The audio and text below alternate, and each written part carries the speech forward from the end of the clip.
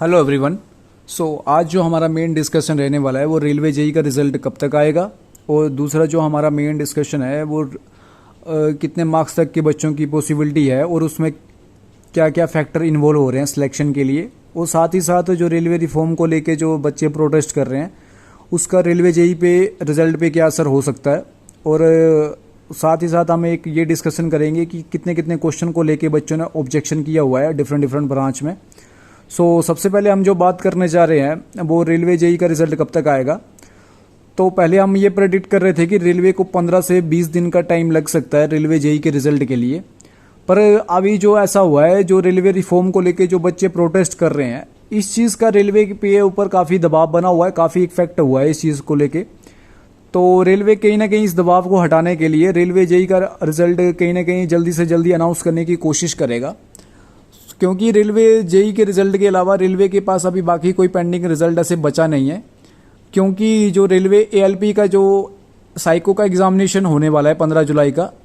जो रेलवे पहले ही इस चीज़ को लेके अनाउंस कर चुका है कि वो 15 जुलाई को इसका एग्जामिनेशन होने वाला है। और जो बच गया एनटीपीसी सीवीटी 1 का जो प्रीलिम का एग्ज़ाम हुआ है, उसके लिए रेलवे को 1.5 से 2 मंथ लग सकता है रिजल्ट के लिए। तो रेलवे के पास रेलवे जेई का रिजल्ट बचा हुआ है। तो हम ऐसे प्रेडिक्ट कर रहे हैं कि रेलवे कहीं ना कहीं इस वीक में रेलवे जेई का रिजल्ट अनाउंस करने की पूरी पूरी कोशिश करेगा।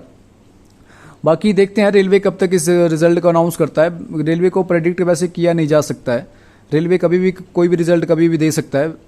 और दूसरा जो हमारा जो आज मेन डिस्कशन रहने वाला है कि कितने मार्क्स तक के बच्चों की पॉसिबिलिटी बनी हुई है। सबसे पहले मैं ये बात क्लियर करने से पहले एक बात मैं ये क्लियर कर देता हूँ कि जो अजमेर, चंडीगढ़, गोरखपुर और प्रयागराज, ये 3-4 जोन ऐसे हैं जिनकी कट ऑफ सबसे हाई रहेगी, और इनकी कट ऑफ जो 9 जोन का जो रिजल्ट आया उससे भी ऊपर जाएगी। ये हम पूरा मतलब रेलवे के इस चीज़ को लेके पूरा प्रेडिक्ट कर रहे हैं। और साथ साथ जो रेलवे का जो बिलासपुर, भुवनेश्वर और सिलीगुड़ी, ये 3 जोन हम ऐसे मान के चल रहे हैं कि ये बॉटम में रहेंगे। और कहीं ना कहीं मेरा पर्सनल लेवल पे मानना है अजमेर और चंडीगढ़, ये मतलब इन दोनों में से कोई एक टॉप करेगा, और बिलासपुर कहीं ना कहीं बॉटम पे रह सकता है। बिलासपुर नहीं, भुवनेश्वर बॉटम पे रह सकता है। और इसके साथ साथ जो बच्चों ने डिफरेंट ब्रांच में बच्चों ने ऑब्जेक्शन किए हुए हैं, तो मैकेनिकल में 15 से 20 क्वेश्चन को लेके बच्चों ने ऑब्जेक्शन लगाया हुआ है, और इलेक्ट्रिकल में भी 15 से 20 क्वेश्चन को ऑब्जेक्शन पे लगाया है, और सिविल में बच्चों ने 20+ क्वेश्चन को ऑब्जेक्शन पे लगाया हुआ है। अभी बाकी देखते हैं रेलवे कितने क्वेश्चन को एक्सेप्ट करता है, क्योंकि रेलवे इस हिसाब से मतलब जो क्वेश्चन इग्नोर करेगा उसी के बेस के ऊपर आपका जो प्रोरेटेड स्कोर बनेगा, और प्रोरेटेड स्कोर के ऊपर ही मेरिट इंडेक्स बन रहा है, और मेरिट इंडेक्स के हिसाब से जो कट ऑफ जा रहा है। तो कहीं ना कहीं अभी जो ये मेन टॉपिक बच गया, मतलब ये मेन टॉपिक बना हुआ है कि रेलवे कितने क्वेश्चन को इग्नोर करने वाला है, क्योंकि इस बार पिछली बार की तरह नहीं होने वाला है। जैसे पिछली बार 15 क्वेश्चन सिविल में इग्नोर करे गए हैं, अपने इलेक्ट्रिकल में भी 12 से 15 के बीच में था, और मैकेनिकल में 2 क्वेश्चन को इग्नोर करा है। तो कहीं ना कहीं इस चीज़ का असर वहाँ पे हुआ था जहाँ पे वैकेंसी कंबाइंड थी, और वहाँ पे मैकेनिकल के बच्चों को बड़ा लॉस हुआ इस चीज़ को लेके, क्योंकि बहुत से बच्चों की सिलेक्शन ऊपर नीचे हो गई है इसी वजह से, जहाँ पे अपनी वैकेंसी कंबाइंड थी। पर इस बार ऐसा नहीं होगा, क्योंकि मैकेनिकल में भी बंदों ने मतलब जो बच्चों ने क्वेश्चन पे लगाए हुए हैं ऑब्जेक्शन के लिए, वो 15 से 20 के आसपास है। उसमें से जो 8-9 क्वेश्चन ऐसे हैं जो जेन्युइन है, मतलब ये क्वेश्चन पक्का या तो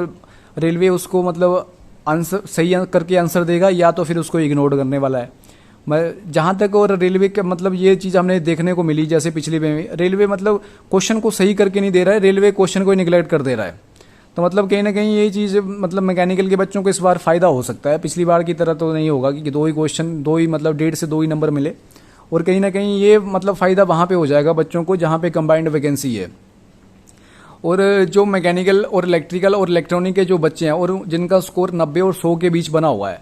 इनकी सिलेक्शन के ऊपर जो मेन फैक्टर डाल रहे हैं, ये एक तो प्रोरेटेड वाला आ गया, जो मतलब आपके प्रोरेटेड में कितने आपके स्कोर मतलब इंक्रीज होता है, और दूसरा जो मेन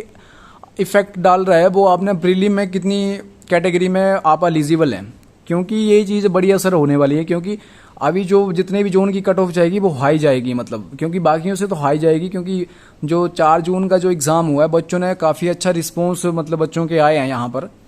तो मतलब ये चीज़ बड़ा असर डालेगी कि आप सबसे पहले तो प्रीलिम में कितनी कैटेगरी में एलिजिबल हैं, और दूसरा जो आपके प्रोरेटेड स्कोर के ऊपर मतलब कितना मतलब रेलवे उस पे क्वेश्चन को कैंसिल कर रहा है और आपको कितना स्कोर मिल रहा है, और उसी बेस पे आपका मेरिट इंडेक्स बनेगा।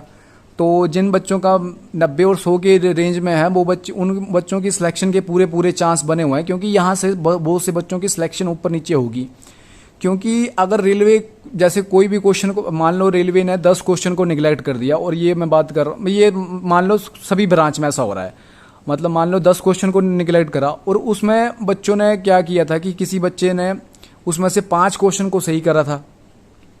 तो अगर उसमें से 5 क्वेश्चन को सही करा था और रेलवे ने 10 क्वेश्चन को निगलेक्ट कर दिया, तो उसमें उस बच्चे का नुकसान हो गया, उस बच्चे का नुकसान हो गया, क्योंकि उसको तो मतलब जो उसका जो मान लो उसके पहले 95 स्कोर आ रहा था, और उसमें से अगर उसने 5 को तो उसमें सही करके रखा हुआ था, तो रेलवे ने तो उसको इग्नोर कर दिया, तो उसको 10 नंबर मिले। तो पहले तो जो उसके 5 हुए वो 5 कट हो गए, तो 90 बच गए। 90 के बाद उसको जो स्कोर मिला 10 नंबर जो मिले, मान लो उसको 10 मिले, 10 के हिसाब से उसके 100 हो गए। पर अगर यही अगर मान लो अगर कोई दूसरा बच्चा है, उसने उसके भी 95 आ रहे थे, और 95 में अगर उसको भी 10 नंबर ही मिलने वाले हैं, मान लो कि उसको भी 10 नंबर ही मिलने वाले हैं, पर उसका ऐसा था कि उसने जो भी क्वेश्चन किए थे उसमें जो रेलवे ने कैंसिल करे हैं, या तो उसने वो अटेम्प्ट नहीं किए थे, या तो अटेम्प्ट किए थे तो गलत अटेम्प्ट किए थे। तो मतलब यहाँ पे उस बच्चे को फायदा हो गया, क्योंकि उसके 95 तो पहले ही बन रहे थे, क्योंकि ना 95 बन रहे थे। अगर उसने गलत किए थे तो अभी उसने, रेलवे ने तो वो क्वेश्चन इग्नोर कर दिए, तो जो गलत किए थे उसकी तो नेगेटिव मार्किंग भी हो रही थी,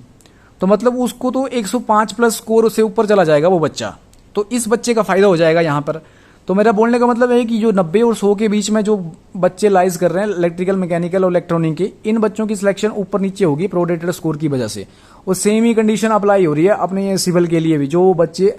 80 से 90 के बीच में बने हुए हैं। बाकी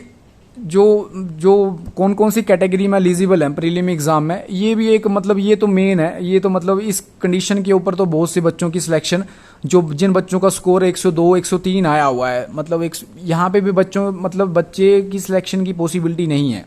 क्योंकि अगर मान लो कि यहीं पर अगर बच्चा किसी एक ही कैटेगरी में एलिजिबल है और इसका स्कोर 102 या 103 के आसपास आया हुआ है और कट ऑफ जाती है 104,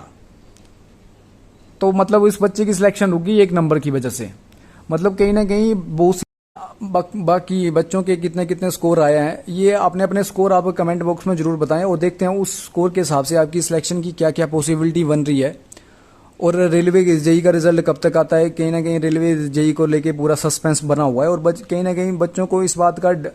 पूरा डर लगा हुआ है कि यार इस बार जो प्रोरेटेड स्कोर है, अगर पिछली बार की तरह ही अगर प्रोरेटेड स्कोर में रेलवे ने कहीं ना कहीं वो अनफेयर जैसा पिछली बार जैसे किया है बच्चों के साथ, जो 9 जोन का भी जो रिजल्ट आया उसमें बड़ा अनफेयर जैसा किया है बच्चों के साथ। मैकेनिकल में केवल 1 से 2 क्वेश्चन को निगलेक्ट है, और इलेक्ट्रिकल में अपने 10 से 15 के बीच में कर दिए हैं, और सिविल में भी 15 क्वेश्चन निगलेक्ट कर दे रहे हैं, और आप 10 नंबर ऐसे ही दे रहे हैं। तो कहीं ना कहीं यार ये थोड़ा अनफेयर जैसा हो रहा है बच्चों के साथ। तो इस बार तो देखते हैं इस बार रेलवे कैसे रिजल्ट को डिक्लेयर करता है, और उसमें क्या क्या फैक्टर रेलवे ने डाले हुए हैं। सो देखते हैं रेलवे कब तक रिजल्ट देगा। बाकी अपना स्कोर जरूर कमेंट बॉक्स में बताएं। Thank you.